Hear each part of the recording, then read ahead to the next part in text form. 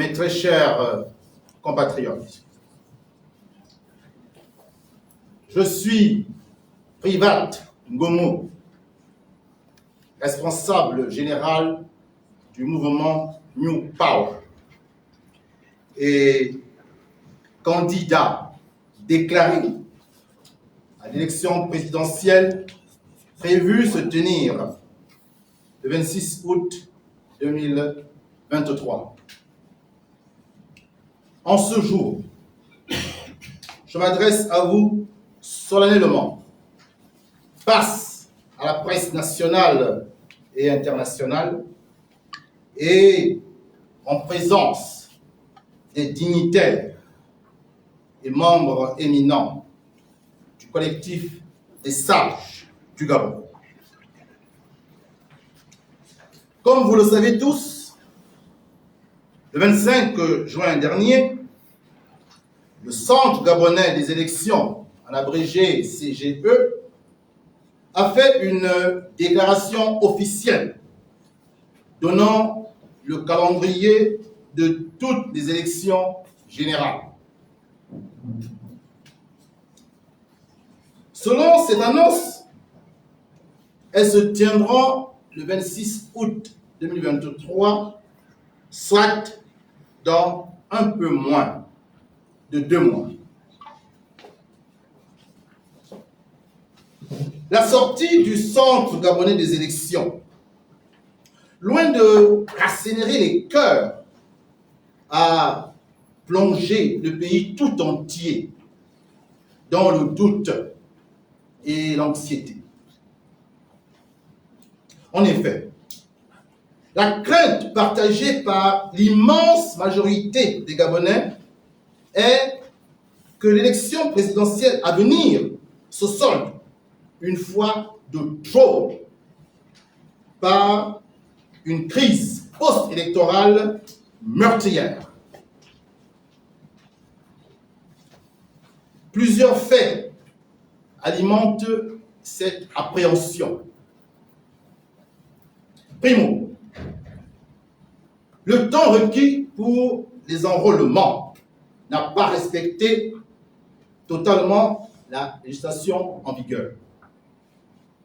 En effet, 33 jours au lieu des 45 légalement prescrits.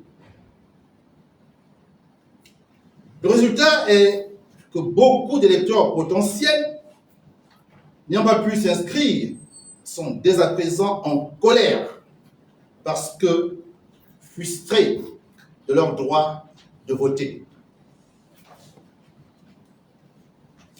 Secondo, la liste provisoire des électeurs n'a toujours pas été publiée. Quand elle le sera, si on tient compte du calendrier annoncé par le Centre gabonais des élections, le délai légal prescrit pour traiter les réclamations ne pourra être respecté, comme l'a récemment rappelé avec beaucoup de brio le porte-parole du COPIL citoyen. Tertio, la distribution des cartes d'électeurs et des pièces d'identité nationale demeure une gageure énorme pour l'administration en charge de les confectionner. D'où leur indisponibilité jusqu'à cette heure.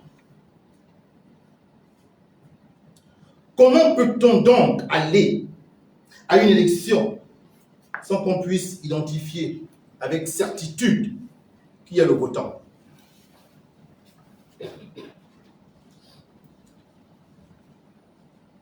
Tous ces manquements montrent que le pays n'est pas prêt pour des élections apaisées.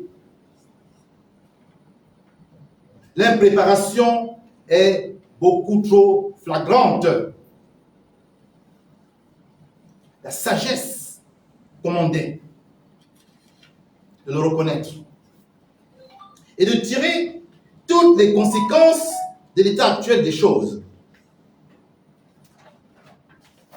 Mais une telle démarche ne pourrait venir que d'un gouvernement de bonne foi, réellement soucieux d'organiser un scrutin dans les meilleures conditions de transparence et de crédibilité, avec, in fine, des résultats finaux reflétant le choix des électeurs, seul gage de paix post-électorale.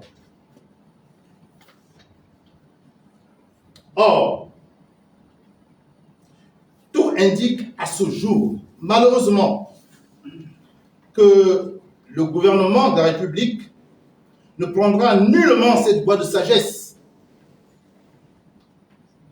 Il est maintenant clair et certain que les personnes qui dirigent actuellement ce pays comptent bien aller jusqu'au bout de leur logique habituelle de coup d'État électoral adossé à des institutions aux ordres pour s'éterniser au pouvoir.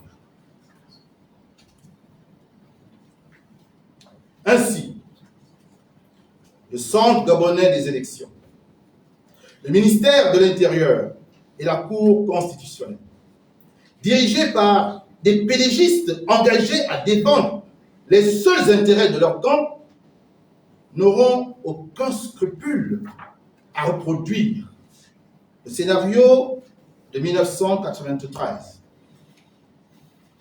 1998, 2005, 2009 et 2016, à savoir proclamer et valider des résultats sans rapport aucun avec le choix souverain du peuple et ensuite écraser brutalement la contestation dans le sang.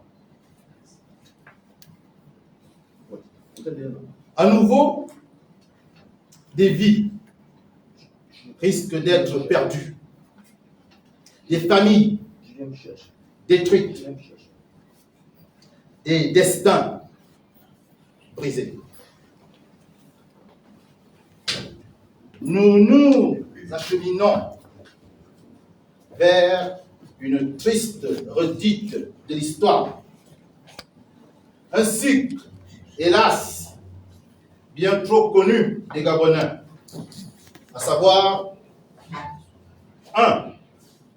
Élection mal organisée. 2.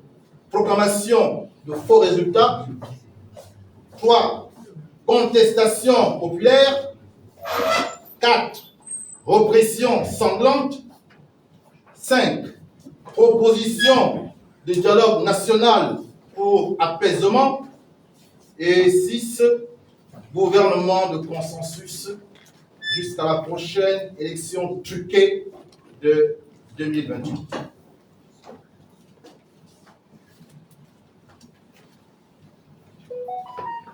C'est bien cela, le scénario que nous vivons depuis 1993. Un scénario savamment mis en place par la cellule africaine de l'Élysée, dont le bras armé est la France-Afrique. Un système inique et odieux, dont le but est de maintenir à la tête des pays africains, l'expression française, des régimes aux ordres de la France officielle et des réseaux, privilégiant ainsi les intérêts de Paris au détriment des intérêts nationaux.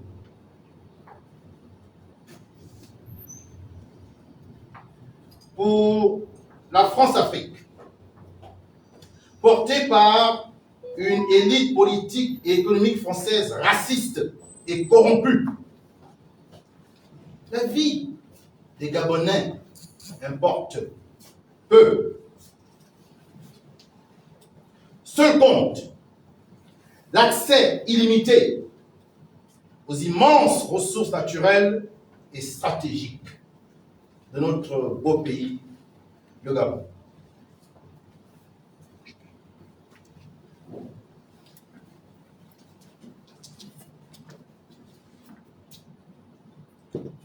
Gabonaises, Gabonais, mes très chers compatriotes,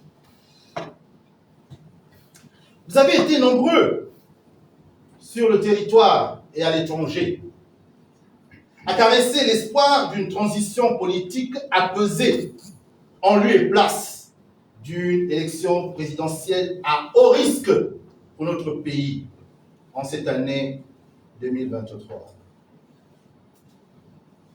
Certains avaient même évoqué des tractations en cours à ce sujet, pilotées par la France d'Emmanuel Macron, entre le camp de son Excellence, M. Jean Ping, et le régime en place. L'espoir, hélas, aura donc été de courte durée. Et cela parce que certains Gabonais, notamment ceux naturalisés, que d'aucuns appellent la Légion étrangère, ont manifestement fait le choix d'aller coûte que coûte aux élections, de passer en force, en massacrant des vies, et de se maintenir ainsi au pouvoir, à la tête de l'État. Ils savent, en effet, pouvoir compter sur le soutien indéfectible de la France officielle et des réseaux, dont ils défendent bec et ongle les intérêts contre le peuple gabonais. La déception, vous le voyez, est donc grande pour ceux qui, attachés à la sacralité de la vie, aux principes ancestraux de vérité et de justice, privilégiaient et recommandaient la voie sage de la transition politique.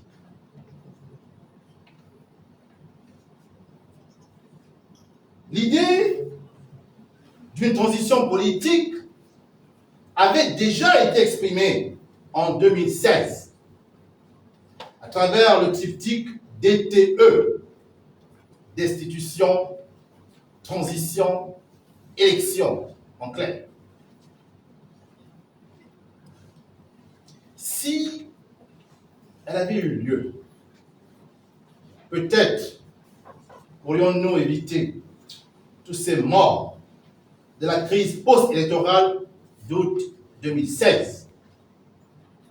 Peut-être que de nombreuses familles gabonaises n'auraient pas été endeuillées en perdant cruellement leurs enfants.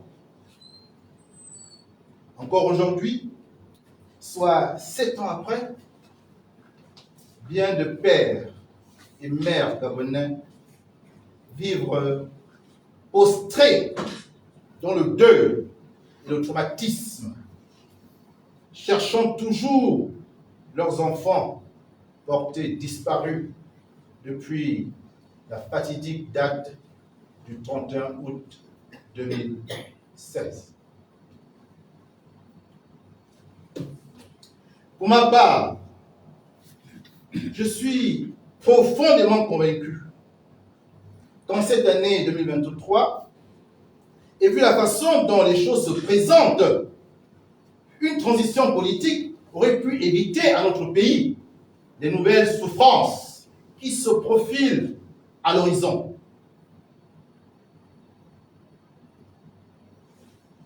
Le rejet par le pouvoir de toutes les propositions de la société civile pour des élections transparentes et crédibles, l'impréparation volontairement entretenue et maintenant un calendrier électoral livré dans la plus grande précipitation, constitue autant de jalons vers une élection présidentielle dont les résultats provoqueront indubitablement la contestation populaire légitime, laquelle contestation sera suivie de la répression sanglante habituelle.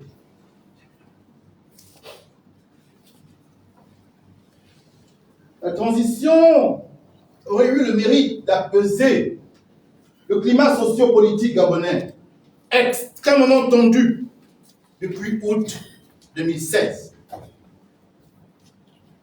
Avec cette montée en puissance dans les milieux populaires d'un sentiment de plus en plus xénophobe, en particulier anti-français.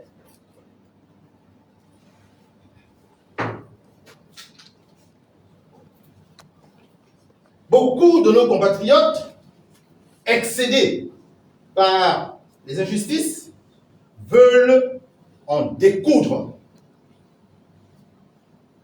Notamment cette jeunesse hyper connectée qui suit des événements portés par ceux de sa génération au Sénégal, d'Ousmane Sonko, au Burkina Faso, d'Ibrahim Traoré, en Guinée-Conakry, Mamadi Doumbouya, au Mali, d'Assimi Goïta, pour ce qui est de l'Afrique de l'Ouest, et au Centrafrique, du professeur Faustin Archange Touadéra, pour la région d'Afrique centrale.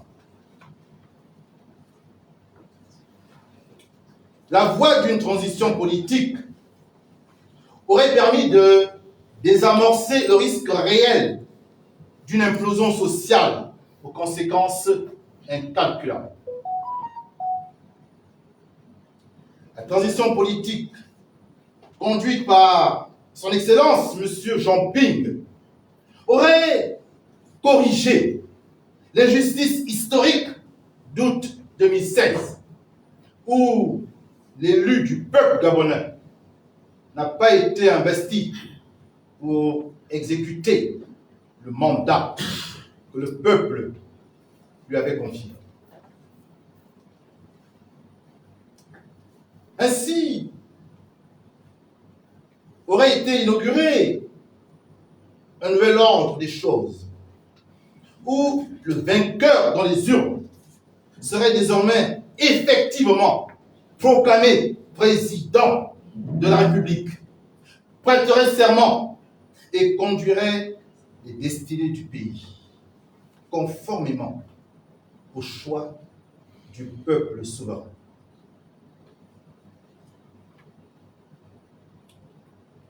La transition politique ouvrait le chantier de tous les possibles pour un Gabon prospère, à l'abri de la peur et du besoin, généreux pour tous ses enfants et pour les peuples amis.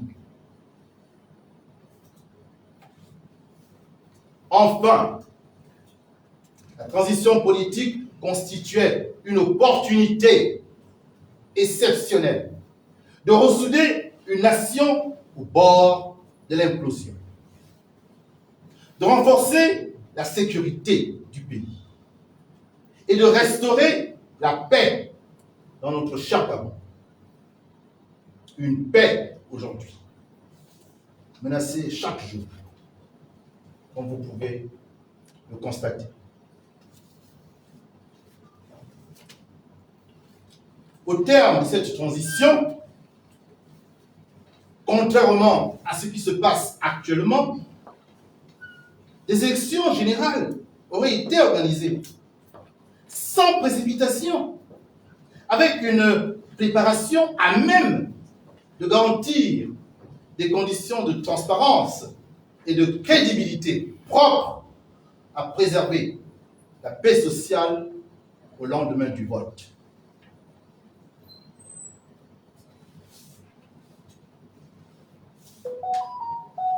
Gabonaises Gabonais, mes très chers compatriotes, je viens là de vous présenter tous les bénéfices qu'aurait eu notre pays à aller vers la voie de la transition politique. Ceux qui ont choisi de rejeter cette voie de sagesse et d'amour pour le Gabon et les Gabonais porteront seuls devant l'histoire la lourde responsabilité des drames à venir. Je tiens à répéter cette phrase très importante, il semble-t-il, et qui est fondamentale dans ce discours. Ceux qui ont choisi de rejeter cette voie de sagesse et d'amour pour le Gabon et les Gabonais porteront seuls devant l'histoire la lourde responsabilité des drames à venir. Pour ma part, étant candidat déclaré à l'élection présidentielle, je lance solennellement aujourd'hui un appel citoyen, une alerte républicaine à la nation gabonaise, tout entière, particulièrement à sa classe politique et à sa société civile. Notre pays est pris en otage au vu et au su de tous. Nous nous acheminons inexorablement vers des jours sombres et douloureux. Chacun en son âme doit bien être conscient de cette réalité.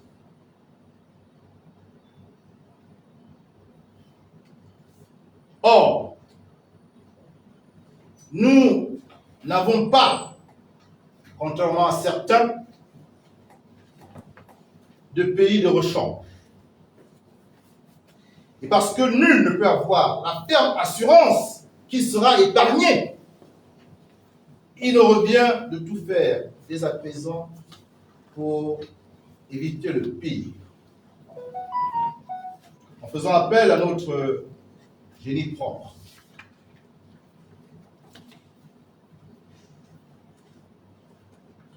Je suis persuadé qu'avec l'engagement patriotique et citoyen de tous, et avec l'aide du Tout-Puissant, un autre avenir est possible pour notre pays.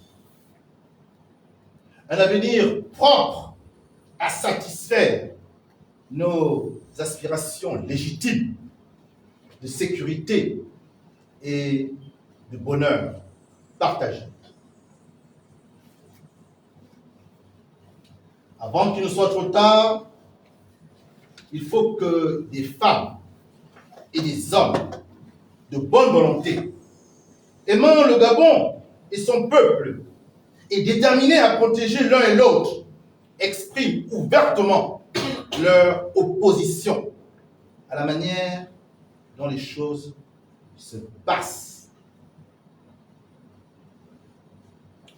Le temps n'est plus aux divisions et aux petits calculs politiciens.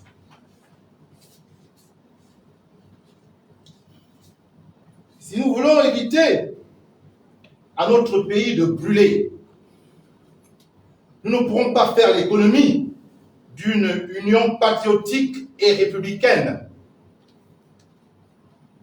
Seule l'unité des vraies filles et fils de ce pays peut conjurer le sort et faire échec aux desseins maléfiques de ceux-là même qui veulent un Gabon sans les Gabonais.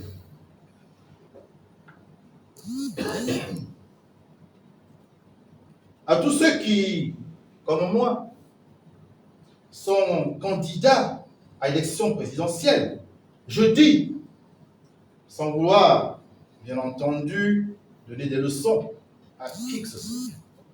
Je dis qu'aspirer à diriger la nation est une ambition noble et légitime. Mais choisir d'épargner à notre pays des lendemains tragiques en prenant position contre ses bourreaux ici et maintenant est une voie de courage et de sagesse encore plus noble.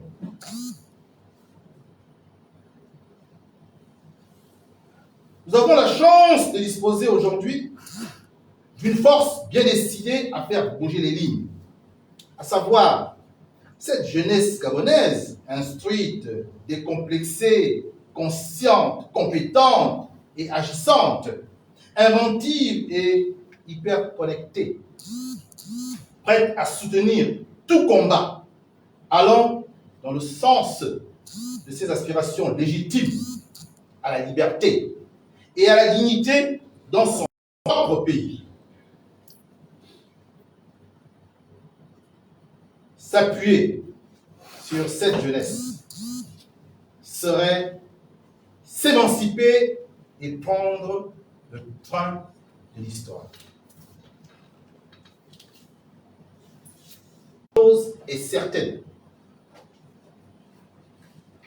Le Gabon, le pays, au Gabon, comme dans le reste du monde, les lignes bougent. Un nouveau monde multipolaire est en gestation, en marche. La seule question pour chaque responsable politique est de savoir si on est partie prenante à ce mouvement ou si on finira dans les poubelles de l'histoire.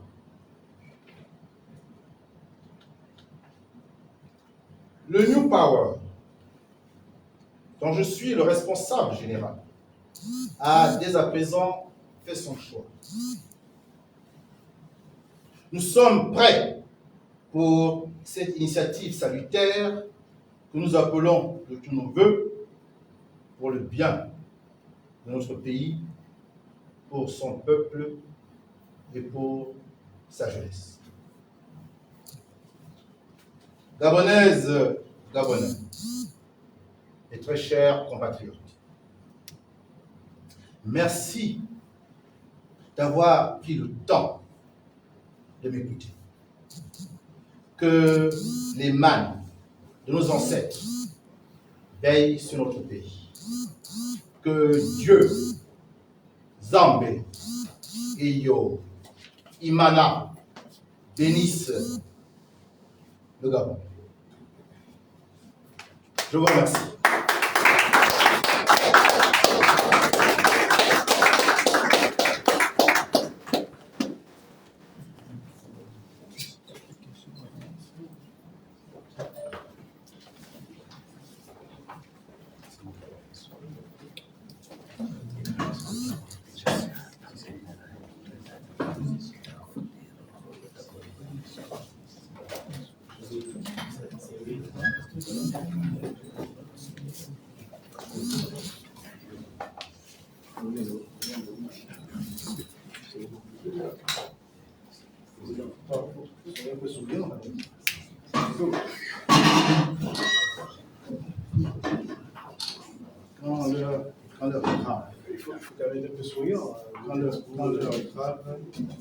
Chers sages, chers publics, nous venons là d'écouter l'allocution du président Privat Congo, le charismatique, qui nous a dépeint le tableau noir auquel est soumis notre pays.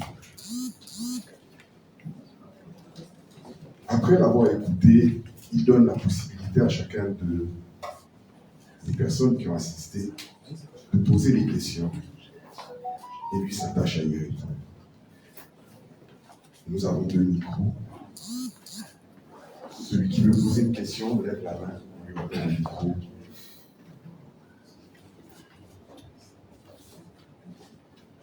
vous poser une question. Si vous permettez, je suis assez attaché à la méthodologie. Une méthode est une vertu de qualité. Donc, la presse aura naturellement la primeur sur les questions. C'est une conférence de presse. Et si dans l'assistance, des personnes intéressées par le sujet souhaitent prendre la parole, il est clair qu'elles le pourront, mais après la presse. Et ensuite, naturellement, si un sage veut bien répondre à une question qui pourrait me dépasser, je conviens volontiers qu'il prenne la parole pour édifier le peuple gabonais. Voilà la méthode que je vous propose. Maintenant, la parole est donnée à celui qui lève la main et qui accepte. Sous les instructions du président, la presse, monsieur. Bonsoir, bonsoir tout le monde, bonsoir les salles, bonsoir toute la population ici, oui. Monsieur le Président, vous avez convié les médias pour assister à une conférence de presse. J'aimerais savoir que signifie New Power. Est-ce que c'est un parti politique? Est-ce que c'est un mouvement social ou bien un mouvement politique?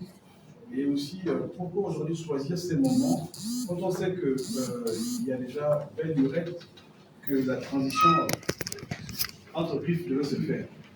Donc aujourd'hui, je voulais poser cette question. Est-ce qu'aujourd'hui, c'est le moment de parler de transition politique? Et qu'est-ce que vous appelez mouvement New Power?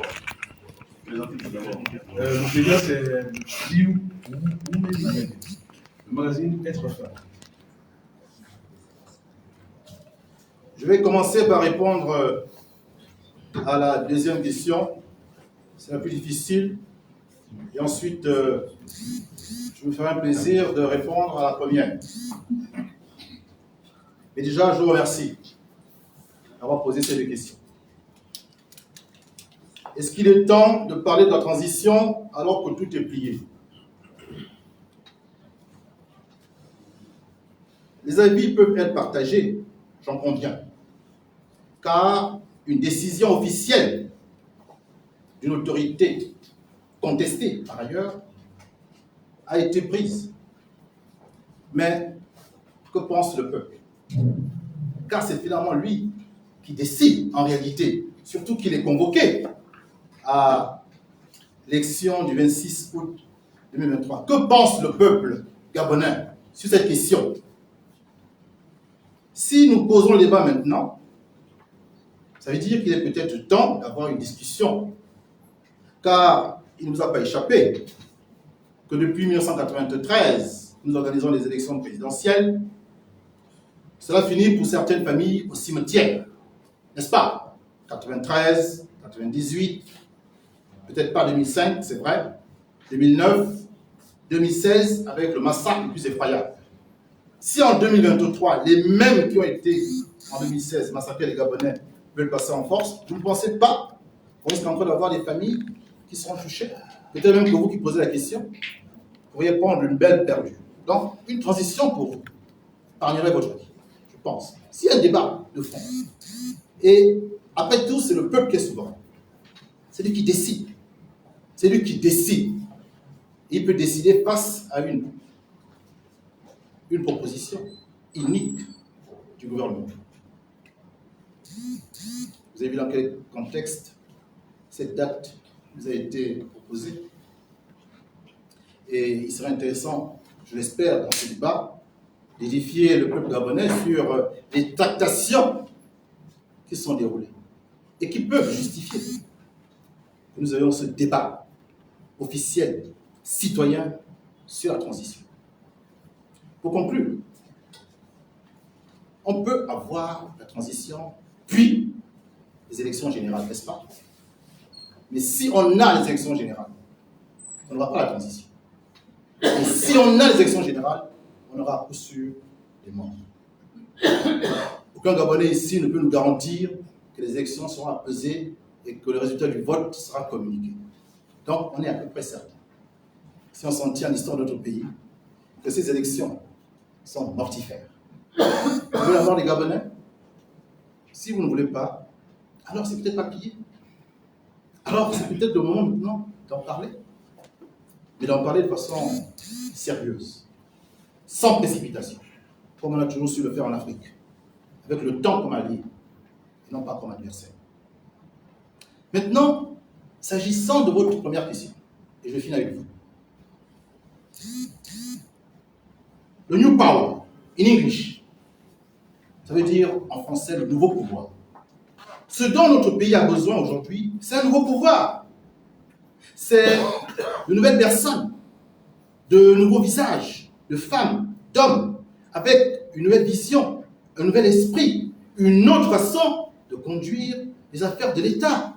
Est-ce possible? Oui. Oui. Car depuis 1993, ce nouveau pouvoir tarde à venir, car systématiquement, la voie lui est obstruée par la fraude massive et le hold-up militaro-électoral. Donc, nous sommes partisans de nouveau pouvoir. Mais pour votre gouvernement, notre pouvoir, le nouveau pouvoir, le New Power, est un mouvement politique, associatif et international. Il est politique parce que nous traitons des questions éminemment politiques. Nous parlons de la souveraineté, c'est la politique pure. Il est associatif parce que certaines personnes n'aiment pas trop les partis politiques, préfèrent les associations.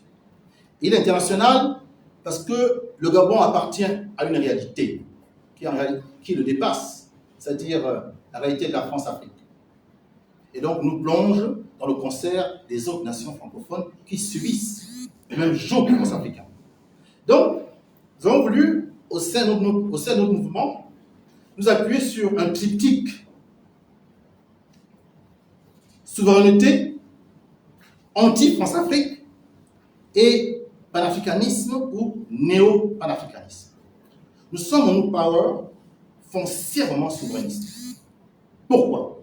Et parce que nous avons pris conscience que notre pays n'est pas indépendant, qu'on nous a servi une pseudo-indépendance. On nous a donné les attributs, les signes, les formes, mais le vrai pouvoir demeure entre les mains de l'Élysée. Et vous en avez encore la preuve, puisqu'il faut aller à Paris pour négocier une transition. Comme si le peuple gabonais n'était pas suffisamment mûr pour traiter de cette question en toute indépendance. Donc nous ne sommes pas souverains. Fait-on chaque 17 août cette pseudo-indépendance, mais c'est la poudre aux yeux. Cela explique pourquoi un pays immensément riche comme le nôtre, je dis bien immensément riche comme le nôtre, il abrite une population pauvre. Nous avons le pétrole, nous avons le gaz, nous avons l'uranium, le manganèse, la bauxite, le lithium, le tantal, le niobium, les pierres rares, le diamant, le marbre, le nickel, la bauxite, le fer, l'or, le bois, plusieurs espèces de bois rares. On est déjà à peu près à 20, j'ai cité 20 là. On a 800 km de côte avec des ressources halieutiques immenses. Nous avons un territoire arable, c'est-à-dire qu'on peut le cultiver à près de 80%. Nous avons en permanence la pluie, nous avons le soleil, nous avons un parc écotouristique. Enfin, certains pays, rien qu'avec le tourisme, comme la Tunisie, s'en sortent. Un pays comme le Qatar, qui a organisé la dernière Coupe du Monde, n'a que le gaz et le pétrole, plus le désert. Nous, on a tout ça. Est-ce que vous pouvez comparer le Gabon au Qatar? Non. Pourquoi? Et parce que les richesses de notre pays ne nous appartiennent pas. Ces richesses appartiennent à ceux qui sont souverains et qui décident l'exploitation de ces richesses pour leurs intérêts et pas pour les Gabonais. Cette situation est inacceptable.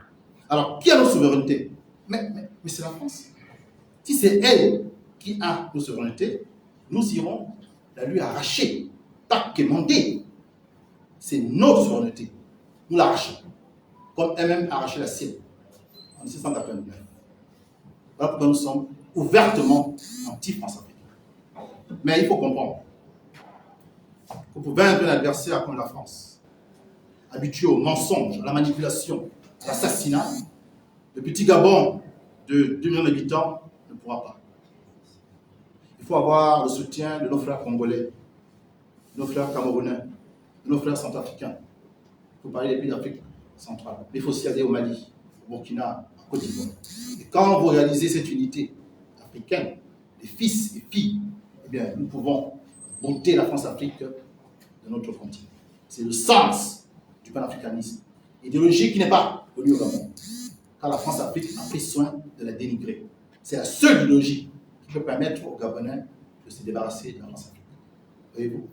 Dans nos mouvements, le New Power, vous commencez maintenant à une plateforme, une chaîne YouTube. Vous allez sur YouTube, vous tapez New Power Official et vous aurez dans les détails très précis ce que je viens de dire là un peu rapidement. Est-ce que j'ai répondu à votre question? Oui, mais j'aimerais encore continuer avec une autre question. Je peux encore poser une question. Ma réponse, je peux? Excusez-moi. En fait, je vois les images qui sont derrière vous sur l'affiche. Là, je vois votre image, je vois la présidente de la République, je vois la constitutionnelle, je vois aussi Jean-Pierre. Et en bas, c'est New Power. Est-ce que vous pouvez donner un peu l'explication de cette image? Parce que ça me renvoie à... Vous avez mis en haut, donner une chance à la transition politique. Je voulais avoir un peu votre avis, qu'est-ce que ça signifie ces images? Tu voulais compléter dans une question? Non, je vais répondre à la sienne. Je vais demander la méthode, monsieur. Je serai sur ce plan rigoureux. Vous avez oublié le peuple. Le peuple, voilà. Il est en filigrane, vous l'avez oublié. Oui, derrière. Mais c'est une réalité de notre pays. Le peuple, au Gabon, n'est pas pris en considération. Alors, ma photo, c'est moi qui prends position. Je suis candidat à l'élection présidentielle. Pour autant, je vais vous livrer là la sagesse. J'ai été convaincu par le collectif des sages qui m'ont montré, jeunes hommes, voilà le risque. Et ils ont 75, 80 ans. Je pense qu'ils sont dignes d'écoute et ils sont dans leur rôle d'alerter la communauté. Donc je prends position. Mais je comprends que d'autres candidats qui ne les écoutent pas ont décidé, eux, d'aller au casse-pied. Je suis assez proche des anciens, que je respecte. D'où ma photo. Celle de Ping. Nous devons corriger une erreur historique. Il ne faut plus qu'on accepte que celui qui a gagné les élections ne prête pas serment. Il ne faut plus qu'on accepte cela. Il faut qu'on établisse un ordre républicain qui veut que celui qui a été élu prête serment et dirige la nation. C'est un ordre démocratique et républicain auquel nous sommes tous attachés quand nous partons aux élections nationales. D'où qui aujourd'hui est la personne la plus légitime pour conduire une transition. La plus légitime. Après, qu'est-ce qu'on met dans la transition? C'est tout le débat qu'on peut avoir. Si on décide de traiter de cette question-là, le peuple, oui, le peuple souverain est là, mis en filigrane. Vous avez la présence de la République, puisqu'aujourd'hui elle est convoitée par les différents candidats. Vous avez la Cour constitutionnelle qui finalement tranche, toujours du côté que vous connaissez, n'est-ce pas? Bien. Alors, c'est le New Power qui m'ont montré. Et donc, c'est une réflexion qui a été menée au New Power lorsque les sages m'ont sollicité. Donc, il est normal que le New Power apparaisse. Et là, vous avez mon sigle. On m'appelle le charismatique. Voilà, j'assume. Et c'est, comme vous le voyez, dans une écriture consonantique. K-R-S-M-T-K. C'est la première écriture que l'humanité a connue. Qu'on appelle le Medu Neter. Une écriture en consonne. Que d'ailleurs les Hébreux ont copié. Est-ce que j'ai répondu à votre dernière question? Oui. Je pense que ça passe aux autres aussi.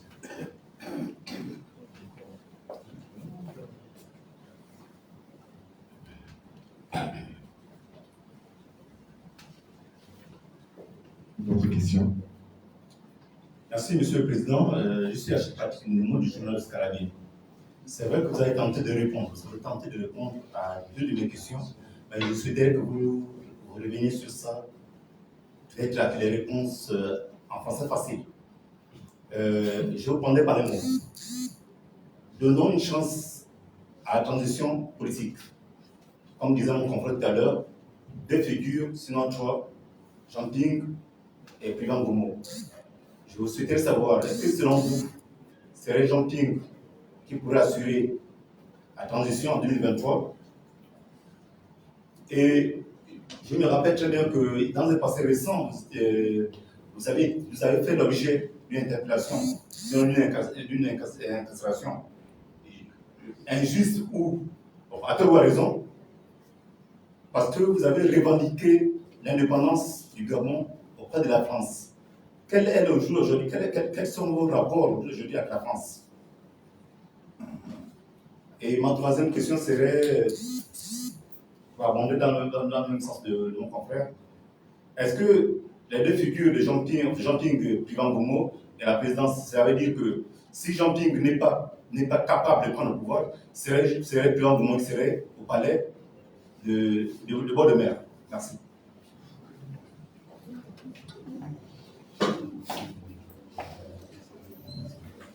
Voici 3 violentes questions. Je vais répondre sans faux fuyant. Sans faux fuyant. À toutes les 3 questions. Alors, la première portait sur la transition. Donnant une chance à la transition et pourquoi ce serait la figure de Jean Ping qui serait celle incarnant la transition. C'est ça votre question, je crois. Alors, on va procéder par l'absurde. Mathématiques et un raisonnement qu'on appelle par l'absurde. 93, élection présidentielle.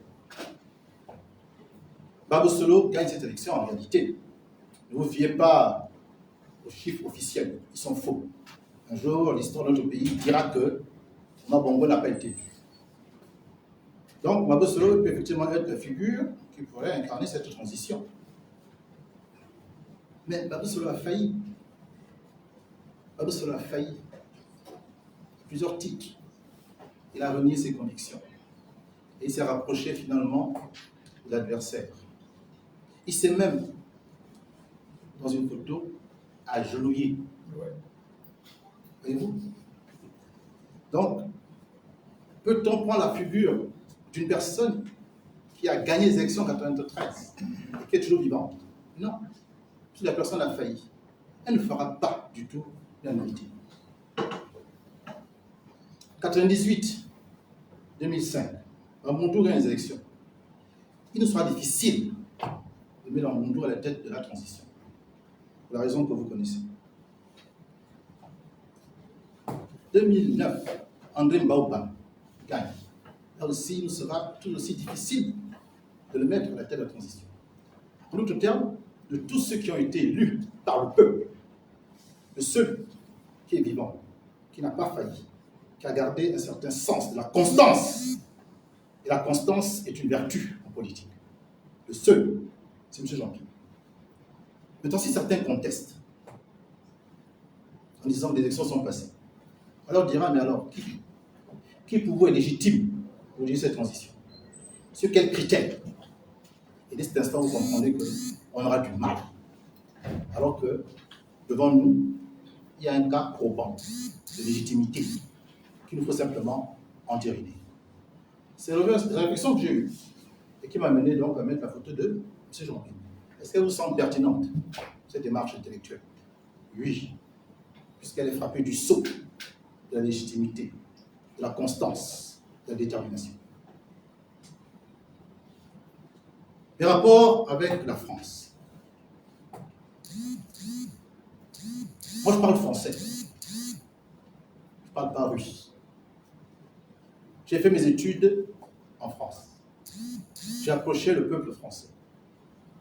Et je suis assez bien placé pour vous dire qu'il faut faire un distinguo entre la France éternelle, c'est-à-dire la France des peuples, et la France officielle et des réseaux, c'est-à-dire la France de l'élite de la Ve République. Une élite, je l'ai dit, qui est raciste. Elle est l'héritière, cette France actuelle, de Jules Ferry, qui estimait que l'homme noir était inférieur et qu'il fallait lui apporter la civilisation. Elle est héritière de Colbert, qui a établi le code noir.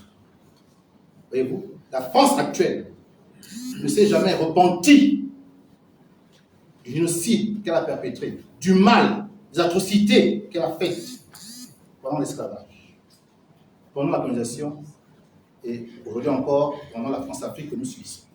Donc, cette France-là, cette France qu'on appelle la France élite, dirigeante, qu'elle soit politique, qu'elle soit économique, qu'elle soit financière, qu'elle soit militaire, qu'elle soit intellectuelle, culturelle, religieuse, cette France est notre adversaire.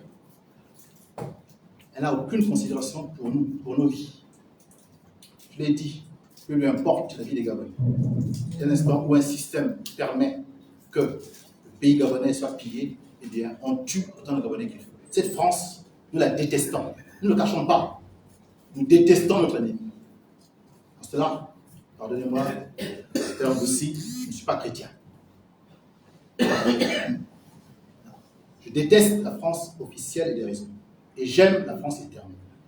Je déteste encore plus la France-Afrique, le bras armé.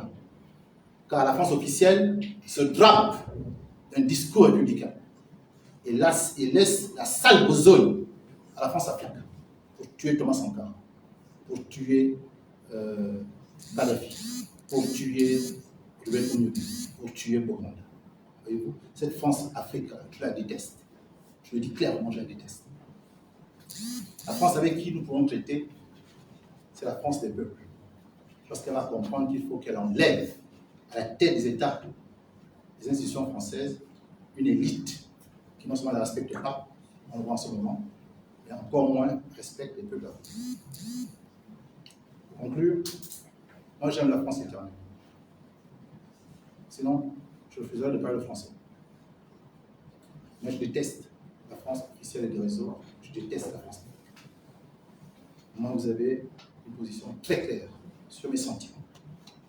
Maintenant, il peut arriver qu'on discute avec des gens qu'on n'aime pas. Lorsque la réelle politique vous l'exige. On discute sans compromis. Sans compromission. Pardon. Donc, je vous rassure. Je peux discuter avec des personnes avec qui je m'entends pas. Si l'intérêt de mon pays l'oblige.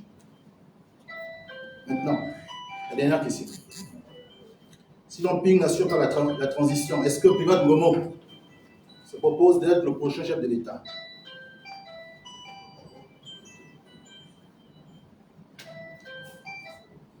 J'ai une relation particulière avec M. Jean-Ping. C'est un homme que je respecte, pour lequel j'ai estime et affection. Je l'ai soutenu en 2016. Quand on n'aime pas quelqu'un, quand on ne l'apprécie pas, on ne le soutient pas. Je l'ai soutenu au point que j'ai été président de la commission scrutin de son état-major. Et parce que je suis informaticien, on a réussi à mettre en place un protocole qui nous a permis d'avoir au fil de l'eau les chiffres, province par province. Donc nous savons que Ping a gagné dans 6 provinces de façon éclatante et qu'il a perdu dans 3. Otogoué, Oguelelo, Oguevido. Oui. Mais pas avec les chiffres qui ont été donnés. Ça, nous le savons. J'étais au QG de Jean-Ping quand il y a eu l'assaut meurtrier avec, comme lettre de président, Ping Yves Le Drian dans l'hélicoptère. Donc j'aurais pu perdre la vie, n'est-ce pas? Et si Ping n'est pas président, je serais mort pour rien. Tous ceux que l'on célèbre tous les 31 août, si Ping n'est pas président, ils sont morts pour rien. Il faut qu'on accepte ça. 93 on l'a accepté, 98 on l'a accepté, 2005 on a accepté, 2009 on a accepté, 2016 on accepte. On va continuer à accepter pour 2023. À quel moment on arrête? À quel moment on arrête le cycle? Donc, s'il faut arrêter, que faut-il faire? Mais c'est de mettre en place l'ordre républicain qui aurait dû être respecté en 2016, avec la personne de Jean-Ping. Dès l'instant où on fera ça, nous sortirons des chemins de travail. Je peux vous le garantir. Nous sortirons de là. Car nous serons désormais sur la bonne voie.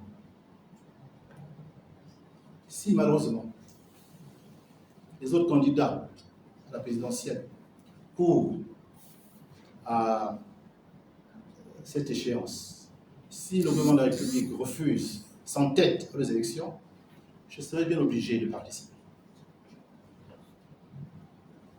Parce que je suis persuadé d'une chose. Un homme qui n'a pas peur du maître l'affronte. Et si beaucoup n'ont pas pu accéder à l'investiture, c'est parce qu'ayant peur du maître, ils sont allés chercher l'onction, ils sont allés chercher l'investiture. En fait, le peuple gabonais, pour eux, est un prétexte démocratique de la réalité. La France, tu vois, je suis populaire, j'ai gagné les élections, il faut m'installer. Alors, que fait la France? Elle n'installe jamais un président élu légitimement. Jamais. Car c'est le début de la perte de ses intérêts. Car un président légitime va bien voir que les accords de coopération qui sont appliqués sont en défaveur de son peuple. Il n'acceptera pas. Il est mieux pour la France d'avoir un président illégitime qui doit son pouvoir à la France. Voilà pourquoi, malgré toutes les assurances que Mbabo a données, au moins les 75% que la France gagne dans mon pays, je ne toucherai pas. Je vais bien gérer les 25%. En Bondou, je tiens le même discours. Moi, je gérerai mieux que Bongo les 25%. Je peux laisser à la France les 75%, je n'y touche pas. Bobam, le même discours. Jean Ping, le même discours. Un discours où on rassure la France. Que ce soit Ali Bongo ou Omar Bongo qui garantit les 75%, ou que ce soit Jean Ping ou les autres, quel est le problème de la France? Mais pourquoi systématiquement elle préfère celui qui gaspille les 25%? Pourquoi? Pourquoi? Parce que c'est des questions de fond. Si vous êtes candidat et que vous avez peur de la France, comme ceux qui ont aux élections, que je vois, qui ne disent rien contre la France, eh bien s'ils sont élus, ils vont attendre que la France décide. Et si la France décide que c'est quand même Ali, ou bien que c'est quand même le candidat du PDG, ils vont s'aligner parce qu'ils ont peur. Et ils iront ensuite au dialogue, quelle que soit la raison qu'ils donneront. C'est ça la vérité. Celui qui n'a pas ce complexe d'infériorité, celui qui regarde la France droit dans les yeux, qui l'affronte, au péril de sa vie. J'ai été mis en prison pendant 313 jours. On a pu m'assassiner là-bas comme Gaga Zémi. J'ai été kidnappé ici, on a pu me tuer à 22h. Donc, je me mets bien en danger. Donc, celui qui n'a pas peur de la France, qui compte sur son courage et qui veut impulser ce courage à la population gabonaise, qui n'a peut-être besoin que de ça, et d'ailleurs qui lui dit maintenant ça suffit. Celui-là, il peut être élu et il peut être investi. Et ça peut être tout.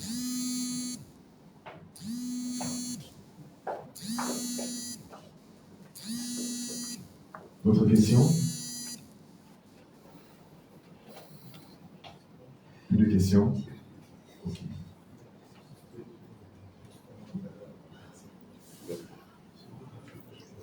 Je pense que nous avons fait le tour du sujet. Nous allons donc mettre un terme à cette conférence de presse. Nous allons donner la possibilité au président Congo de donner le mot de fin. Il y a une main qui se lève.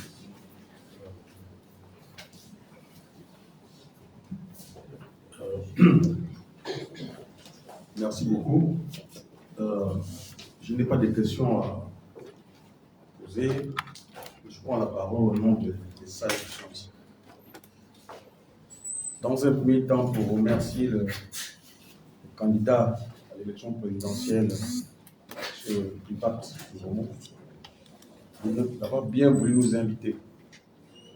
Et vous remarquerez que, étant le plus jeune des vieux là, le président m'a quand même autorisé à vous dire merci au nom de nous tous. Ce qui est sûr, nous ne parlons pas du Congo, du Tchad, de la Centrafrique. Nous parlons du Gabon. Et puisque nous parlons du Gabon, en dehors de nous les Gabonais, personne d'autre ne viendra parler des problèmes du Gabon à notre place. Et puisque nous voulons le développement de notre pays, nous voulons que ce pays soit mieux géré. En dehors de nos réunions comme ça, personne, la France ne viendra jamais nous dire bon, allez-y faire ça. Vous avez pris des exemples, vous avez pris l'exemple le plus récent au Congo. Le professeur Pascal Youssouba a été élu, et dès qu'il est arrivé, le premier problème qu'il a soulevé, c'est de voir les accords pétroliers avec les autres. son péché a été d'accorder un permis à une société américaine. Oxy Pétrole. Bon, un site pétrolier. La société américaine s'appelle Oxy Pétrole. Voilà. Mais la France ne veut pas accepter ça. Ils ont tout fait pour dégager le professeur Pascal Lissouba. Non, monsieur Privat, le message que vous avez envoyé s'adresse à tous les Gabonais. Et pris de paix et de justice, d'égalité et d'équité. Je suis fait dans la culture. Vous avez dit quelque chose là qui m'a touché personnellement. Moi, j'ai l'habitude de dire aux gens au cours de mes conférences que c'est impossible qu'un Gabonais soit pauvre. Ça ne devrait pas exister. Et ça ne doit pas exister.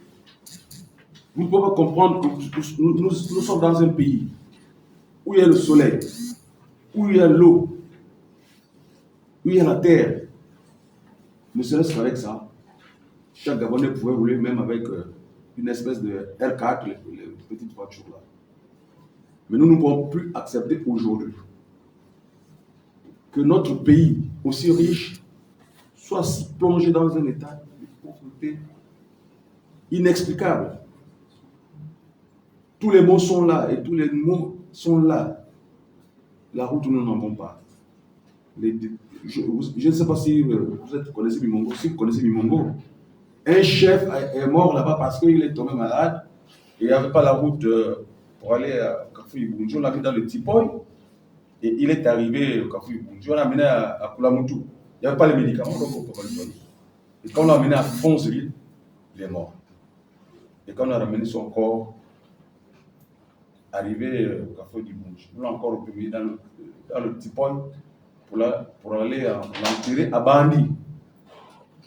Donc les Gabonais qui pensent autrement ne pensent pas au peuple, ils pensent à eux-mêmes. Et nous vous accompagnerons toujours, nous les sages, là, on va vous accompagner dans le combat pour le développement de notre pays. Je veux vous dire une chose. Kadhafi est resté longtemps président. Les gens n'avaient pas besoin d'élection parce qu'ils avaient tout ce qu'ils avaient gratuitement là-bas. L'eau, le gaz, l'éducation et tout.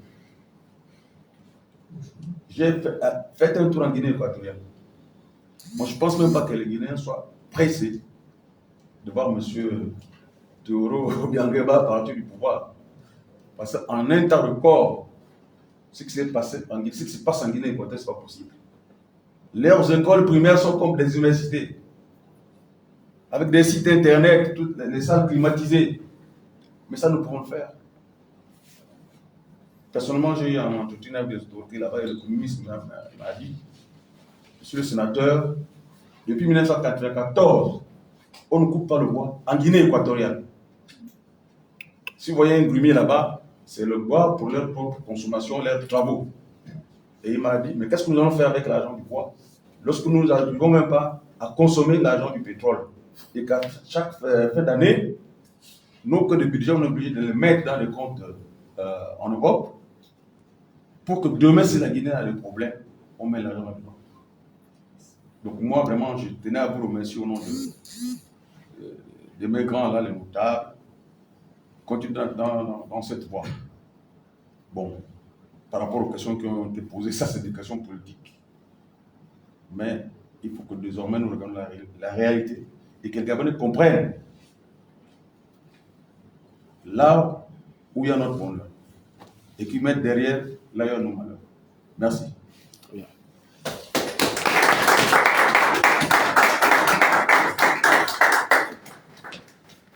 Tout bonnement excellent. Bien. Y aurait-il encore d'autres questions?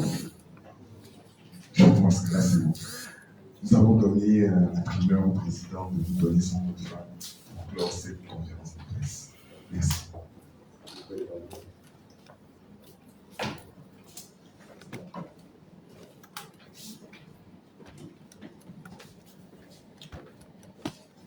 Je veux, avant que nous nous séparions,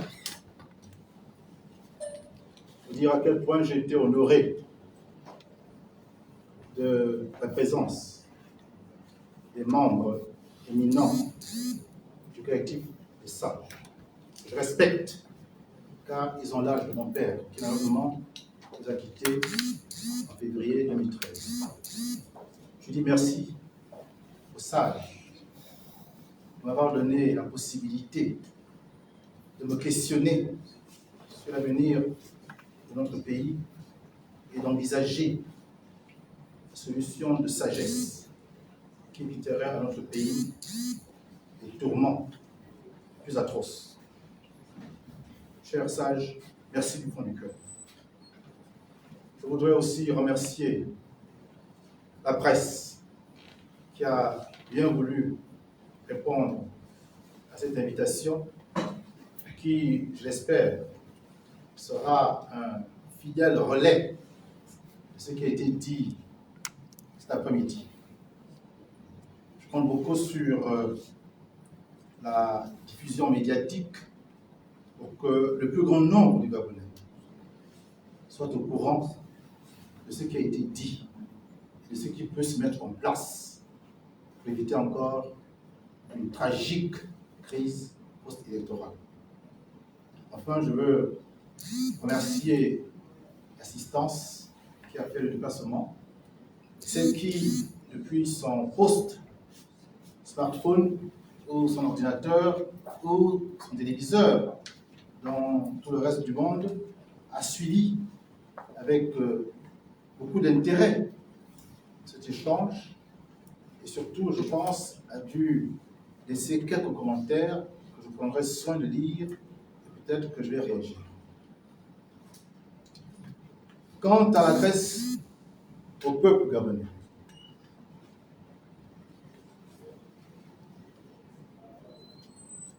nous sommes à la veille d'un moment historique et grave. C'est le moment où le peuple souverain décide de son avenir.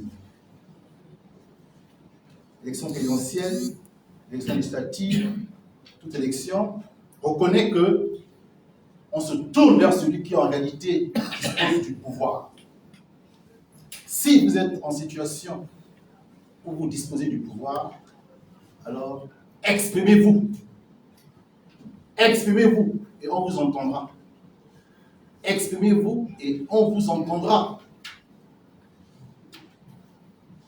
Je suis, comme beaucoup le savent, candidat à l'élection présidentielle, mais tout candidat que je suis, j'ai assez d'ouverture d'esprit et de sagesse pour reconnaître que le chemin que nous sommes en train de prendre est un chemin scabreux qui peut nous conduire vers une crise post-électorale meurtrière. Je ne pense pas que les Gabonaises et les Gabonais souhaitent voir leurs fils et leurs filles mourir alors qu'ils ne font qu'accomplir un acte pacifique et républicain. C'est la raison pour laquelle j'insiste sur l'appel citoyen et l'alerte républicaine. Mettons sur la table, de manière officielle, de manière populaire, de manière sociale, la question de la transition. Mettons-la sur la table. Discutons et évitons le pire. Car après tout, après la transition, ceux qui ont des ambitions présidentielles, législatives, pourront toujours satisfaire après la transition. Mais on aura évité aux Gabonais et Gabonaises d'être condamnés. C'était le sens de ma déclaration et je suis, je l'espère, content que ce message soit passé et que dans les semaines à venir, nous aurons peut-être de nouveaux développements. C'est ce à quoi j'aspire. Car il nous faut un peuple qui vit dans la paix et dans une paix qui permette le bonheur, dans une sécurité garantie pour tous. Voilà le mot de fin. Merci encore de m'avoir écouté.